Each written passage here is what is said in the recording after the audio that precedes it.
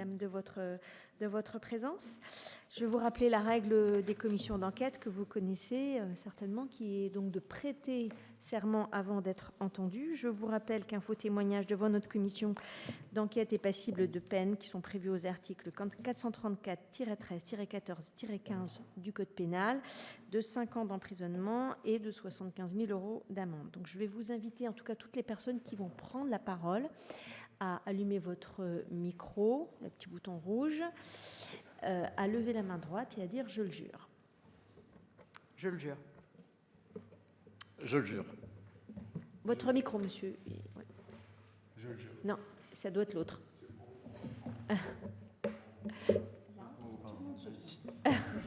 Je le jure. Je le jure. Il est ouvert. Il est ouvert. C'est très bien. Ouais. Parfait.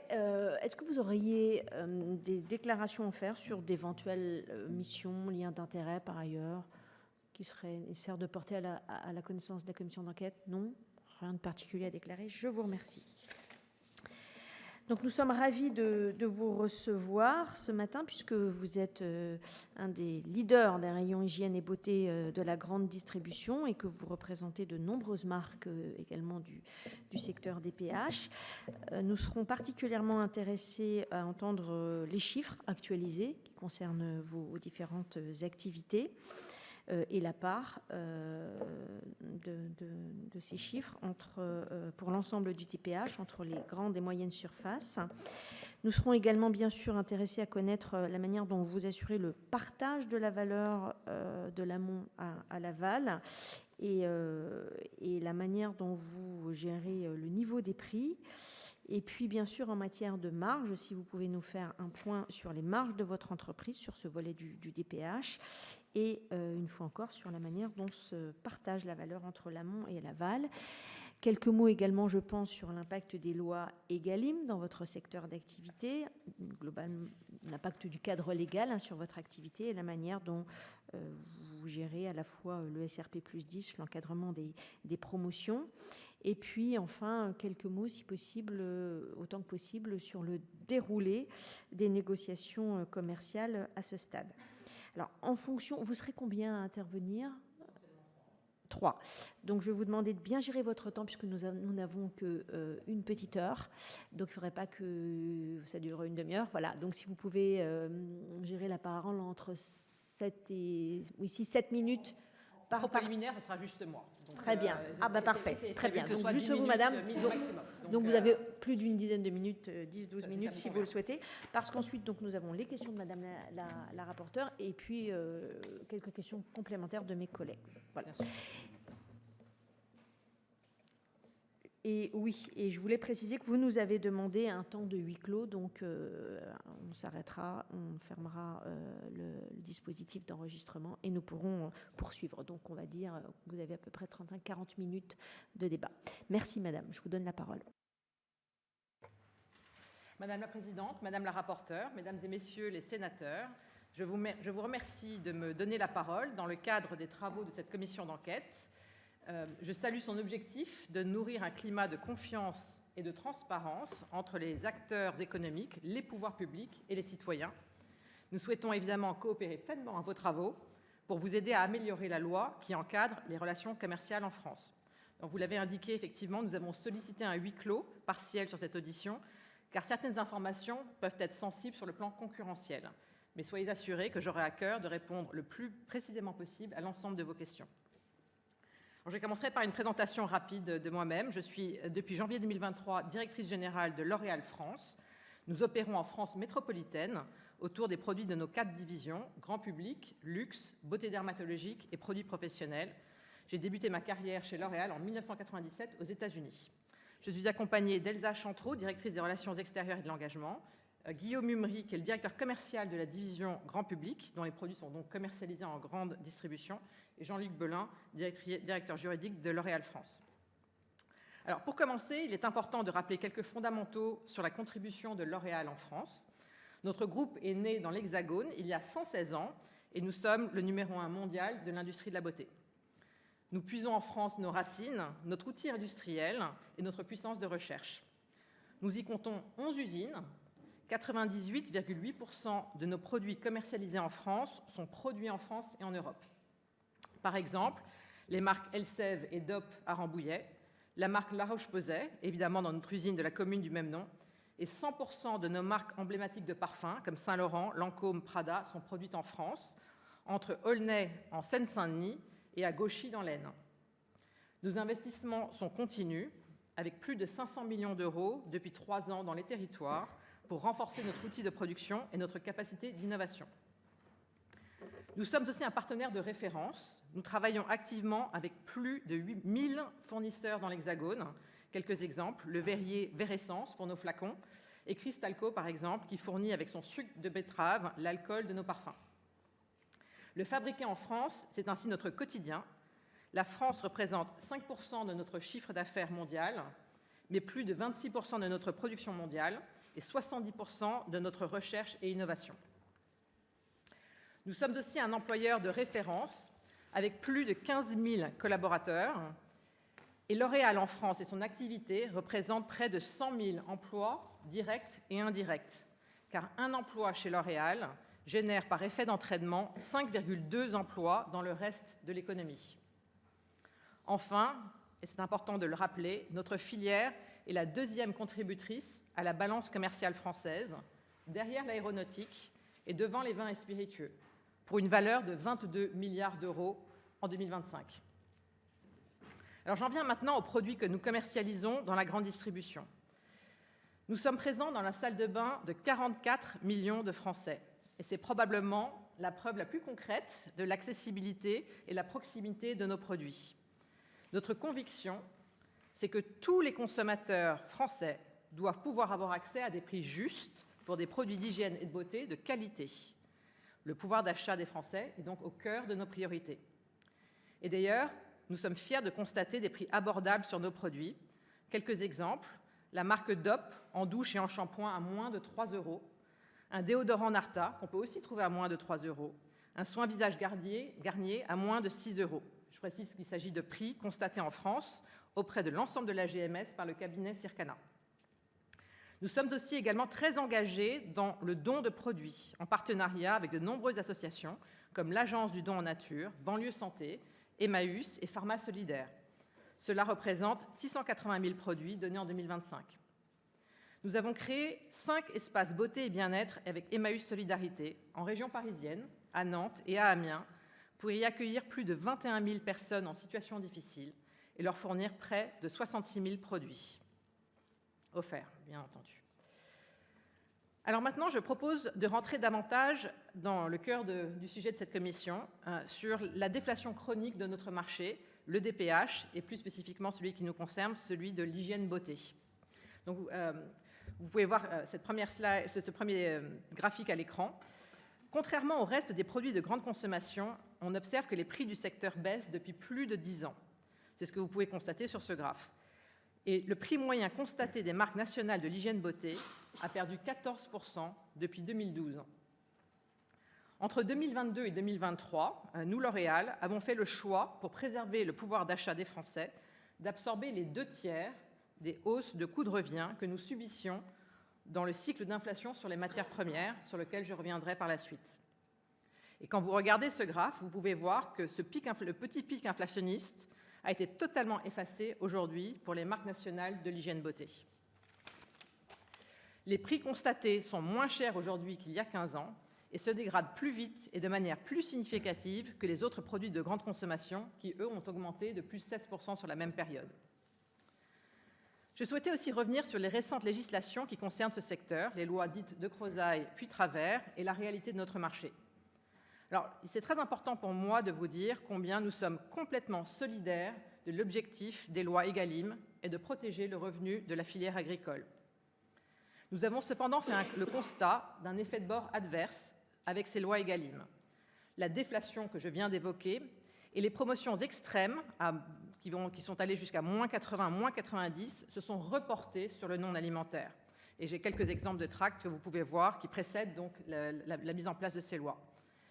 Donc je me permets d'insister sur la pertinence de ces lois Descrozaille et Travers qui sont venues en partie rééquilibrer la situation et qui permettent aujourd'hui, de continuer à protéger le pouvoir d'achat des Français avec un taux de promotion maximum à 40%, comme en témoigne ce tract récent.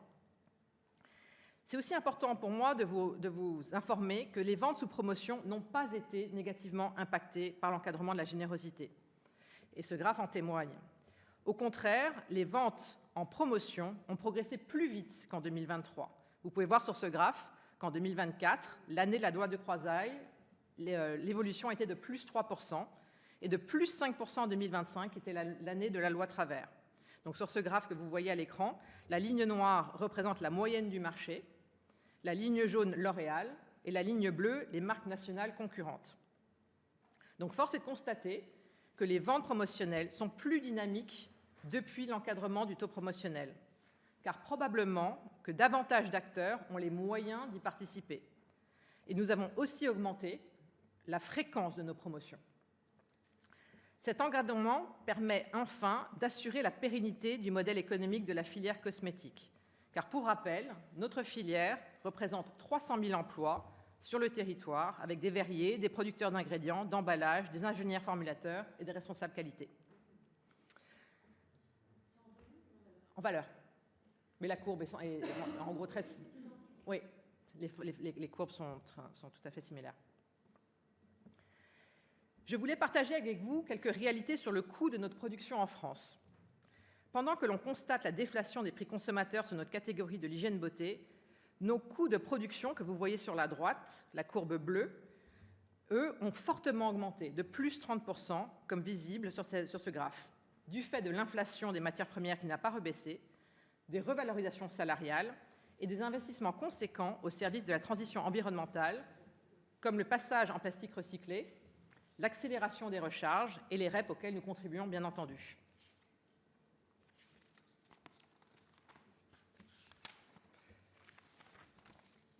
Sur le temps long, si les prix sont en déflation et de retour à leur plus bas niveau de 2021, le coût de production, lui, reste en progression chaque année.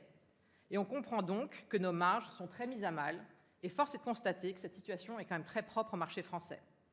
En conclusion de mon propos liminaire, nous sommes persuadés qu'il est très important de veiller à l'équilibre économique de toute la chaîne, des fournisseurs, des fabricants, des distributeurs et du pouvoir d'achat des Français, tout en continuant d'avoir les moyens d'investir dans la nécessaire transition environnementale. Donc je termine ici mon propos introductif et nous sommes maintenant à votre disposition pour toute question. Merci Madame la Présidente. Donc on va donner la parole à Madame la rapporteure. Oui, je vous remercie. Je vais commencer avec une question sur les négociations commerciales. Donc, vous savez que c'est un sujet qui est au cœur de notre commission d'enquête afin de pouvoir comprendre comment ont lieu ces négociations commerciales.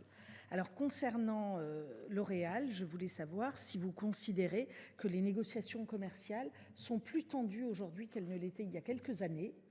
Est-ce que vous considérez effectivement qu'elles sont musclées et est-ce que vous êtes victime de mesures de rétorsion ou de pratiques qui vous semblent pas tout à fait correspondre à la bonne tenue des négociations commerciales normales?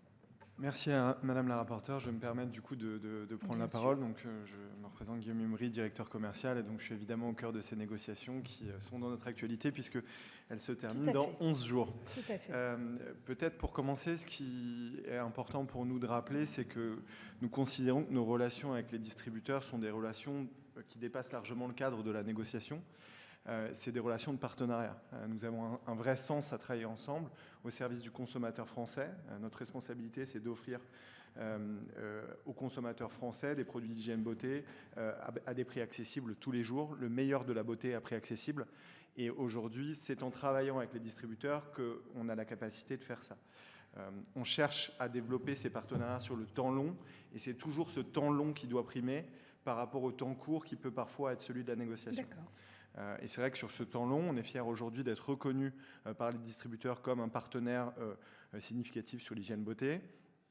Ça a été le cas à différents niveaux. Ça a été le cas au niveau national où on a été élu dans le cadre du classement Advantage Survey, qui est un classement qui cherche à noter les relations entre les distributeurs et les fournisseurs sur un certain nombre de critères. On est reconnu par nos distributeurs comme étant numéro 1 dans le cadre de ce classement-là. C'est aussi Dans la qualité de relation. Dans la qualité de relation, exactement. C'est aussi vrai en magasin, puisque vous savez qu'aujourd'hui, on travaille avec beaucoup d'indépendants, de franchisés, d'adhérents, d'associés qui maillent le territoire local. Et on a une force de vente qui va les voir au quotidien. On a à nouveau cette reconnaissance, puisqu'au classement LSA des meilleures forces de vente, on est à nouveau reconnu par les distributeurs comme étant la meilleure force de vente du DPH. Donc c'est important aussi, parce qu'on cherche... Merci, je crois globalement que j'ai compris Okay. où vous voulez en venir dans Ouais. vos relations avec la grande distribution, qui, a priori, sont assez bonnes Oui. et partenariales. Donc Oui. c'est très différent de ce qu'on entend habituellement. Très bien. Alors, je vais vous poser une question donc à laquelle peut-être vous pourrez répondre plus simplement. Je constate en magasin qu'il existe des différences entre les prix effectués pour un public féminin et des prix pour un public masculin. J'aimerais donc savoir s'il existe dans votre pratique de prix une forme de taxe rose où vous taxeriez plus les produits féminins que les produits masculins. Alors, je vais vous répondre aussi là-dessus. Donc, on a plusieurs marques qui interviennent à la fois pour des publics féminins et des publics masculins. Je vais en citer deux, par exemple. Narta, donc, qui fabrique des déodorants, à la fois pour les hommes et les femmes, ou Ushuaïa, sur lequel on a des produits de gel douche qui peuvent exister pour un public féminin comme pour un public masculin. Nous avons un strict alignement tarifaire au sein de nos gammes sur les déodorants Narta comme sur les douches Ushuaïa. C'est visible dans nos tarifs qu'on pourra évidemment vous fournir dans un cercle de huis clos ou suivant cette commission. C'est également visible dans l'activation des promotions, puisque vous allez trouver ces produits-là en même temps dans les mêmes promotions à disposition des consommateurs. Après, j'insiste sur le fait qu'évidemment, on est en maîtrise de la structure tarifaire. On n'est pas en maîtrise des prix pratiqués par les distributeurs. Très bien. Qui sont, donc, ce que vous me dites, c'est que ça ne vient pas de vous, industriels, la différence de prix entre des produits féminins et des produits masculins. C'est ce que vous me dites là. On vous confirme que nos tarifs sont les mêmes entre les références hommes et femmes sur les marques qui ont des gammes bien. pour hommes et pour femmes. Oui. Donc, par exemple, je reprends l'exemple de la mousse à raser, parce qu'il y a des mousses à raser roses et des mousses à raser bleues. Généralement, il peut y avoir un écart du simple au double. Alors nous, on n'a pas de mousse Non, à raser. vous n'en avez rose. pas. On a quelques mousses à raser sur la marque Meden. Donc nous, vraiment, la marque les deux marques que Guillaume a évoquées sont celles qui vraiment fournissent des produits pour hommes et pour femmes. Et on vous confirme que le tarif est le même. D'accord, très bien. Je vous remercie. J'aurais aimé avoir votre retour, puisque vous négociez, alors déjà savoir où vous négociez vos prix. Est-ce que vous les négociez en centrale européenne ou est-ce que vous les négociez en centrale nationale? J'imagine centrale européenne.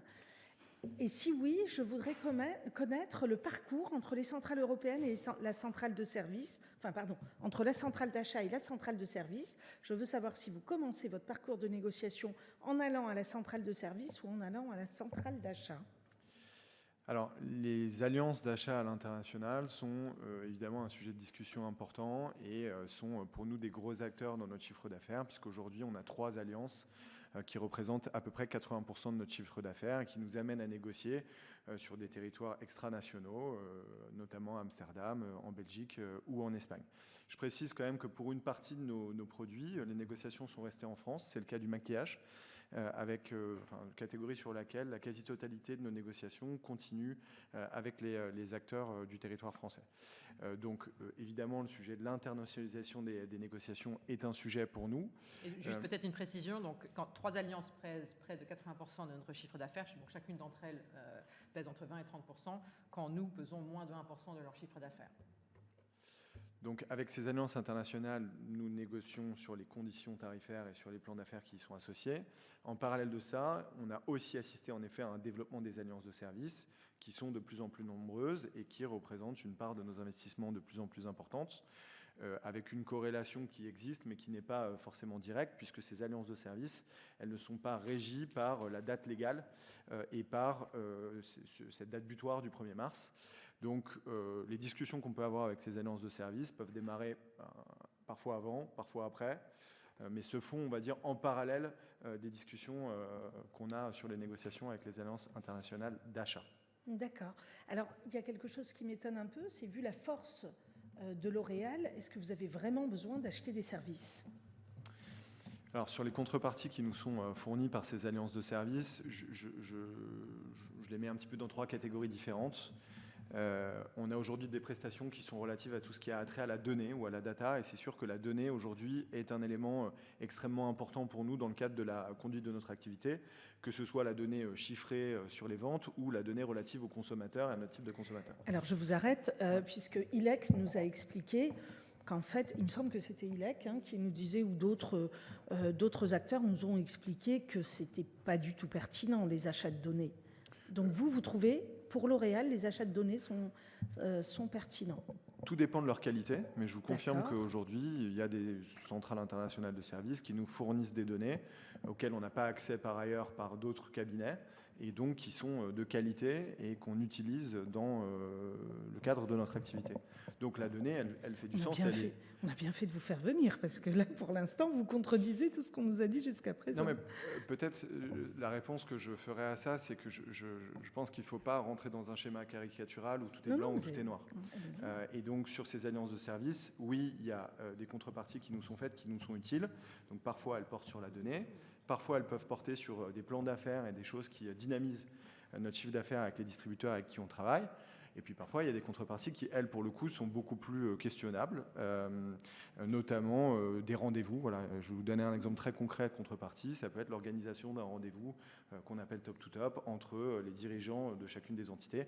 Donc là, évidemment, c'est des contreparties qu'on considère plus questionnables. Pour nous, ce sur quoi on va insister là-dessus, c'est la notion de proportionnalité. Et d'ailleurs, c'est ce qui régit le cadre légal français, c'est cette notion d'investissement en face d'une contrepartie proportionnée. Et ce sur quoi on insiste, c'est le besoin que les investissements qui sont mis soient en face de contreparties proportionnées. D'accord. Alors, je vais vous lister un certain nombre de services, et puis si vous pouvez me dire si, oui ou non, ça fait partie des choses qu'on peut vous demander. Ouais. Donc, j'aimerais savoir s'il arrive que des centrales européennes vous demandent des produits gratuits, des palettes de produits gratuits lors d'innovation ou lors de promotion. Ça fait partie des demandes qu'on a, alors pas forcément des centrales européennes, ça peut faire partie des discussions qu'on a avec des distributeurs. Nous, ce n'est pas quelque chose auquel on donne suite. Voilà, ce n'est pas une pratique chez L'Oréal, mais en effet, ça m'a déjà été demandé dans des box de négociation. Avez-vous déjà eu l'obligation d'ouvrir des comptes dans des banques spécifiques demandées par la grande surface ou par la centrale européenne? Jamais à ma connaissance. D'accord. Participez-vous au financement du mobilier des grandes surfaces? Alors, le mobilier, c'est une question qui est un petit peu particulière, parce que nous, on a aussi vocation, pour le développement de nos catégories ou pour certains produits qui sont très spécifiques, comme le maquillage, de développer des mobiliers qui, d'une part, mettent en avant nos produits, qui communiquent aussi sur nos marques, mais qui soient adaptés à leur spécificité. Un produit de maquillage, par exemple, c'est des tout petits produits, donc qui n'auraient pas leur place comme ça sur une étagère de grande distribution.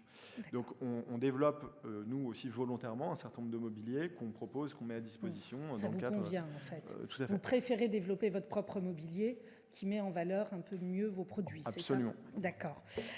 Vous applique-t-on des frais administratifs? Est-ce que ça arrive déjà? Est-ce que c'est déjà arrivé? Alors, ça peut arriver, par exemple, quand on fait des prestations de promotion ciblées. Voilà, je vais vous donner un exemple très concret. Quand on a des promotions ciblées sur les applications de nos clients, qu'il y ait une petite part de frais de service, on ne constate pas de pratique qui soit anormale sur la part de frais de service par rapport à la part qui va être donnée aux consommateurs dans des cadres comme celui-là. Par contre, des frais de service pour notre activité au quotidien ou pour nos promotions classiques, non, ce n'est pas une pratique usuelle. Une autre question, est-ce que les grandes surfaces peuvent vous demander de gérer leur propre stock? Vous savez, comme vous êtes une très grande entreprise, il est possible que vous ayez cela avec des grandes surfaces, c'est-à-dire qu'en réalité, ce soit vous qui fassiez la gestion du stock en étant directement on vend 400 millions d'unités sur le territoire français par an. Et donc, on a un panel de modes de fonctionnement logistique qui est quand même assez large avec les distributeurs. En fonction des discussions qu'on peut avoir avec eux. Quelque chose qu'on a beaucoup développé sur les dernières années, c'est ce qu'on appelle la GPA. Oui. Donc la GPA, c'est la gestion pour autrui, dans lequel, pour le coup, on a la charge de la gestion de nos stocks chez les distributeurs. Tout à fait, c'était ma question. Et honnêtement, c'est quelque chose que nous, pour le coup, on recommande. On a plutôt vocation à développer parce que ça permet de limiter les ruptures en magasin, d'avoir un meilleur pilotage des stocks. On connaît mieux que nos distributeurs les rotations de nos produits. Et donc, c'est vrai qu'on a beaucoup de distributeurs à qui on a développé ce principe de GPA, mais qu'on a plutôt tendance à pousser et à recommander. Oui, oui, tout à fait. Mais je pensais que vous étiez le type d'entreprise qui pouvait le faire. Donc, il y a très peu d'entreprises qui le font. Donc, c'était d'où ma question. J'ai une dernière question sur ce sujet. Alors, comment est-ce qu'on vous demande des livraisons avec des éléments logistiques spécifiques, des cagettes particulières, des cartons spécifiques? Qu'est-ce qu'on vous demande à ce niveau-là? Alors oui, certains distributeurs aujourd'hui nous font des demandes sur des modes de livraison très précis. Je vais donner l'exemple des prêts à vendre. Voilà, il y a une partie de la distribution française aujourd'hui qui, pour des questions de praticité et de rapidité de mise en rayon, nous demande de livrer nos produits en prêt à vendre. Et donc, ça signifie quoi? Prêt à vendre, c'est-à-dire c'est un petit carton où vous avez juste à enlever le chapeau de ce carton-là et à poser le carton directement dans le rayon pour que ce soit prêt à être utilisé par le consommateur, qui s'oppose à un carton classique où on ouvre et on doit mettre chaque produit un par un dans le rayon. Donc oui, ça peut faire partie des demandes de nos distributeurs aujourd'hui. Un autre exemple, ce serait la pose d'antivol sur nos produits de maquillage, qui est une demande de distributeurs du marché français. Et ça, c'est à vos frais? Oui. Et c'est une demande qui est plutôt spécifique au marché français. Parce qu'il y a plus de vols en France? La démarque inconnue est un sujet sur certaines catégories, en effet. Et donc, c'est au cœur de certaines de nos discussions sur des catégories comme le maquillage, par exemple, qui sont des catégories qui sont plus sensibles au vol que d'autres. D'accord, très bien. Mais je vous remercie. Est-ce que vous pouvez nous dire quel bilan vous tirez globalement d'Egalim? Vous nous en dites un mot. Oui, mais peut-être en particulier, il y a la question des promotions dont vous avez parlé, qui est quand même un sujet qui a été très important pour vous, qui maintenant est à peu près réglé. La question du SRP plus 10, peut-être un mot? Alors, nous, on n'en bénéficie pas du SRP plus 10, mais on pense que c'est plutôt quelque chose d'intéressant, parce qu'encore une fois, veiller à la bonne marge des distributeurs nous paraît tout à fait louable. Et ça a l'air de fonctionner côté alimentaire, et donc ça serait quelque chose qui pourrait être étendu au non alimentaire. Sur le sujet de la promotion, comme le graphe de tout à l'heure le montrait très bien, le cadre a aidé. Et donc peut-être c'est le message qu'on vous passerait, c'est que vous définissez un cadre pour nos relations. Ce cadre, systématiquement, nous on considère qu'il nous aide à clarifier, à simplifier les relations qu'on a avec la distribution. C'est le cas de la date butoir, c'est le cas de l'encadrement des lois des Crozat et Travers qui, vous l'avez vu, a permis de réinvestir en fréquence promotionnelle au service du consommateur français. Et donc tous les éléments de cadre, à partir du moment où ils sont clairs, justes, simples, lisibles et qu'ils tiennent dans la durée, j'insiste aussi là-dessus, sont de nature à nous aider dans nos relations avec les distributeurs. C'est sûr que la stabilité du cadre législatif pour nous est très importante et on y tient et on le salue. Donc c'est vrai que la pérennisation de cette expérimentation au-delà de 2028 sur la loi à travers, on y serait évidemment très favorable. Et ce que j'ajouterais du coup, c'est ce principe aussi d'égalité entre les différentes industries. C'est vrai qu'on voit que dès qu'une loi ou un cadre ne s'applique qu'à une partie d'un marché, il y a des effets de déport. Il y a du débord et sur le DPH en l'occurrence, on a été très concerné par ce déport, à la fois sur les prix et l'évolution des prix, vous l'avez vu, mais aussi sur les pratiques promotionnelles avec des taux de discount ou de générosité qu'on considère comme étant trop importants et pas raisonnables. Très bien, je vous remercie. Alors, je vous propose, suite à votre demande, que nous basculions en huis clos. Donc, on va laisser quelques minutes aux moyens techniques pour